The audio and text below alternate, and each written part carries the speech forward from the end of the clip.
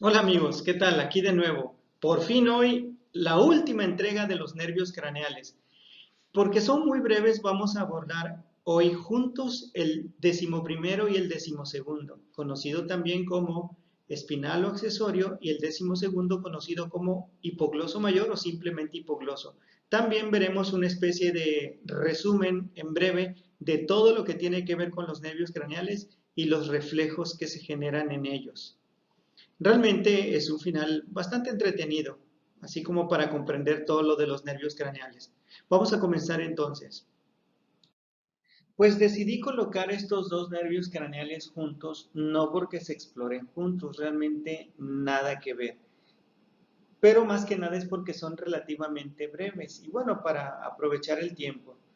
Estos dos nervios craneales, al igual que el noveno y el décimo, son nervios vulvares. Bueno, estos tienen solamente un elemento, que es un elemento motor. Solo motor y nada más que motor. Sin embargo, uno de ellos es derivado de arcos branquiales, que es el 11.º. Solo por este hecho se le llama eferente branquial. Sin embargo, el otro nervio craneal, que es el 12.º, eh, o hipogloso, es un eferente somático porque es un músculo que no está derivado de los arcos branquiales, pero para fines teóricos y prácticos es músculo voluntario. Entonces, mover la lengua es voluntario y mover los músculos del espinal también es voluntario, pero por otro origen, digamos, es que tome el otro nombre. Pero si nos vamos a secas, deberían ser eferentes somáticos y punto. Pero bueno, así es como se clasifican y pues yo no voy a hacer innovaciones en la nomenclatura neurológica, solamente lo comento. Ok, y hablando del espinal, conocido también como nervio accesorio, es, como ya les había dicho, motor puro con elemento eferente branquial, ya le dije la razón, y aquí lo que tenemos es de dónde nace. Fíjense que el espinal tiene algo interesante, tiene una porción intracraneal, vean esto, es este nervio craneal, una porción intracraneal, pero tiene otra porción, honestamente esto es ver médula cervical. Entonces, nace de la cervical, sin embargo, las fibras regresan y entran al cráneo y salen por el agujero rasgado posterior. Esto es afín a los nervios craneales 9, 10 y 11. ¿Ok? Entonces, aquí lo que sucede es algo a nivel filogénico. Digamos que cuando éramos peces, esto no estaba a nivel de cuello, sino a nivel de la porción cefálica, entonces pues, ya no había problema. Pero a medida que fuimos creciendo, entonces estas vinieron más de regiones cervicales y hasta que tuvieron que salir, ¿no? Y entonces esto es lo que quedó. Tiene a su cargo dos nervios, ya les había dicho, el núcleo craneal. Esta porción le pertenece al núcleo ambiguo, ¿de acuerdo? Y este, y tenemos la otra porción que es la espinal, que abarca los primeros segmentos cervicales, que ya los mencioné, y los músculos son solamente dos. El esternocleidomastoideo, aquí tenemos al núcleo ambiguo. Como ya habíamos mencionado, este núcleo ambiguo es compartido también con el nervio craneal noveno. ¿Ok? Y el otro músculo a su cargo, aquí tenemos el esternocleidomastoideo, es el trapecio. El esternocleidomastoideo se encarga de girar la cabeza cuando se contrae el derecho para la izquierda, cuando se contrae el músculo izquierdo para girar la cabeza a la derecha. Si se contraen ambos a la vez, sirve para flexión de la cabeza, o más que nada flexión cervical. Y el otro músculo es el trapecio, cuya función es la elevación del hombro. ¿Cómo se explora? Al paciente se le pide, bueno, en el caso del esternocleidomastoideo se pide que gire la cabeza, por ejemplo, en este caso que la gira a la izquierda y vemos el tamaño. Además, tocamos al músculo para ver el tono. Entonces, checamos tono, trofismo y luego del otro lado la misma maniobra y comparamos la simetría del músculo esternocleidomastoideo. Se llama esternocleidomastoideo porque tiene dos elementos, uno que va del esternón al apófisis mastoide externo y otro que va de la clavícula cleido a la región mastoide. Entonces, esternocleidomastoideo, de ahí viene su nombre. Y en el caso de la porción del trapecio, lo que le pedimos al paciente es que haciéndole o sujetándole los hombros le pedimos que los eleve. A ver, encoja los hombros o más bien que los suba y ahí es donde checamos fuerza, simetría. Las lesiones de este nervio en realidad son raras y lo que produce es debilidad de los músculos, pero más que nada se nota a nivel de la escápula. Como pueden ver en este esquema, aquí el trapecio se alcanza a ver y aquí está meramente atrofiado, entonces hay como una caída escapular. Entonces, aquí este paciente tiene atrofia de este nervio decimoprimero o espinal, tiene atrofia del espinal. El otro nervio craneal que no tiene nada que ver, pero insisto, para que fuera breve y pues poder acabar con nervios craneales pronto, aquí tenemos al nervio hipogloso, que es el 12º, también es un motor puro, pero se considera eferente somático.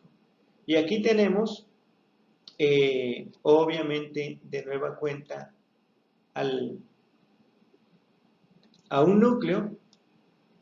Este se le denomina núcleo del hipogloso.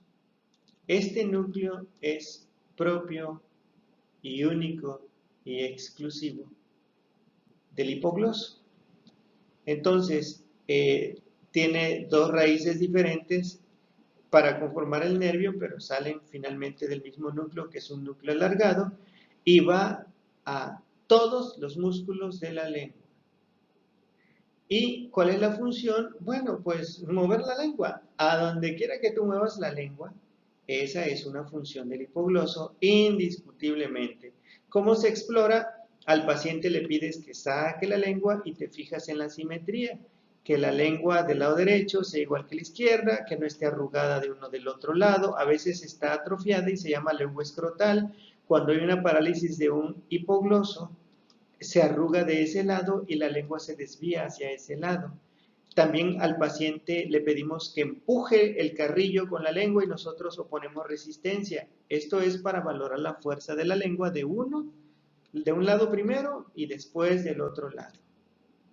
Y aquí estamos viendo cómo hay una franca asimetría. Aquí está bien, aquí está atrofiada, está arrugada y está desviada. Bueno, esto es un signo indiscutible de atrofia del hipogloso. El nervio hipogloso sale por un canal exclusivo, aquí se ve, que se le llama agujero condilio anterior o también se le conoce como el canal del hipogloso. Este nervio, obviamente, aquí está, aquí lo tenemos. Cuando se compromete sobre todo ese agujero, ocurre una atrofia acá. Es una rareza la afección a este nervio craneal, pero puede suceder. Y básicamente es todo lo que hay que saber del nervio craneal hipogloso. Y para finalizar haremos un recorrido resumiendo todo lo que tiene que ver con los nervios craneales. Por ejemplo, ¿qué nervios craneales tienen que ver con el ojo? Para empezar, el segundo, porque le permite ver. El tercero, porque lo mueve hacia arriba, hacia abajo y hacia adentro. El cuarto, porque gracias a su inervación del oblicuo mayor permite la intorsión. El quinto, porque le lleva la sensibilidad dolorosa a las estructuras del ojo. El sexto, porque inerva el recto externo que permite llevar el ojo hacia afuera, hacia la abducción. Y el séptimo, porque es el que le da la inervación a la glándula lacrimal para que el ojo se lubrique. ¿Qué estructuras de nervios llegan al oído? Número 1, el quinto, porque le da el dolor al conducto auditivo en la porción anterior, así como el pabellón auricular. El séptimo, acuérdense que el séptimo le da tono o tensa al músculo del estribo. También le llega octavo porque pues al final de cuentas es el responsable del equilibrio y de la audición. El noveno, acuérdense que una porción, sobre todo inferior del conducto auditivo, le llega al glosofaringio. También el nervio vago tiene una pequeña porción sensitiva del conducto auditivo externo. Y finalmente la región posterior del pabellón auricular es no un nervio craneal, pero es una terminal nerviosa que es la raíz C2. Entonces, todos estos son los que llegan al oído y a la lengua le llegan también varios nervios. El quinto, que es el que le da el dolor a los 2/3 anteriores de la lengua. Séptimo, recoge el sabor de los 2/3 anteriores de la lengua. El glosofaringio porque le da la sensación de dolor, sabor y tacto al tercio posterior de la lengua. Y finalmente el hipogloso mayor o simplemente hipogloso, que es el 12º porque es el que le da la movilidad total. Por otro lado, hablamos de muchos reflejos a lo largo de los nervios craneales, pero siempre hago este recuento porque se puede escapar alguno. Aquí tenemos las estructuras del tallo para que vayamos correlacionando. Y tenemos para empezar el reflejo de amenaza. La amenaza es cuando hacen como que nos van a tirar algo en la cara y entonces lo vemos y cerramos los ojos. Ese formalmente se llama reflejo de amenaza y la porción aferente es el ojo porque es el que ve la amenaza y la porción eferente que es el facial porque es la que cierra el ojo para que no te vaya a lastimar. Entonces, el reflejo de amenaza es un reflejo 2 óptico, 7 facial. ¿Ok? Y la conexión es del cerebro con el puente. Ahí es como se integra este reflejo.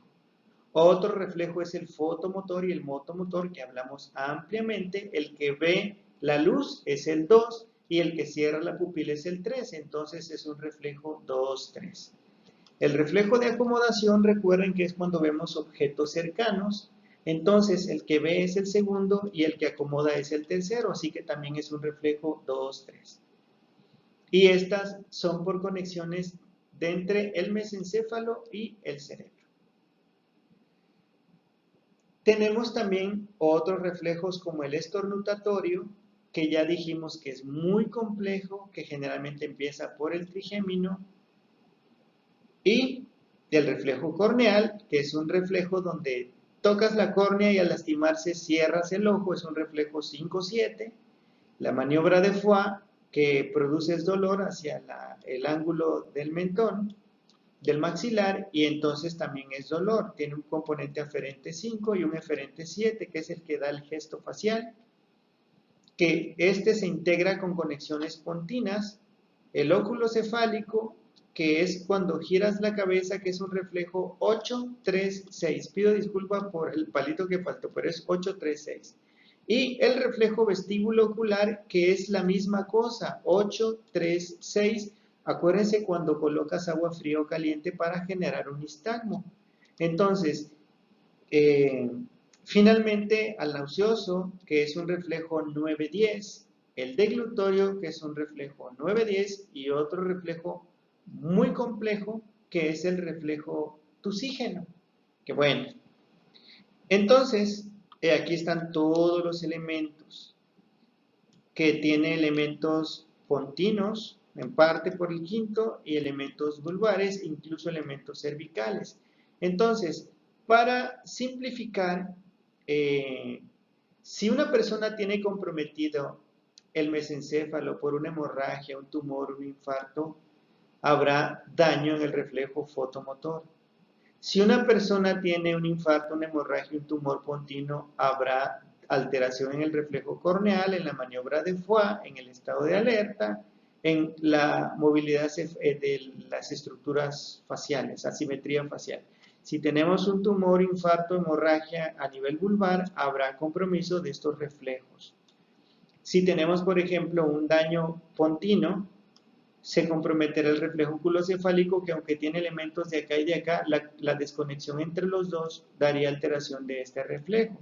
Entonces, este esquema nos permite así como conocer cómo se integran estos reflejos y cuál sería la explicación cuando no existe alguno de esos reflejos. Y básicamente con esto concluimos todo, absolutamente todo lo que hay que saber de nervios craneales. Espero que les haya gustado. Ojalá y haya sido así. Denle compartir, por favor, al video a quien pueda estar interesado y espero que disfruten su día. Hasta luego. Chao.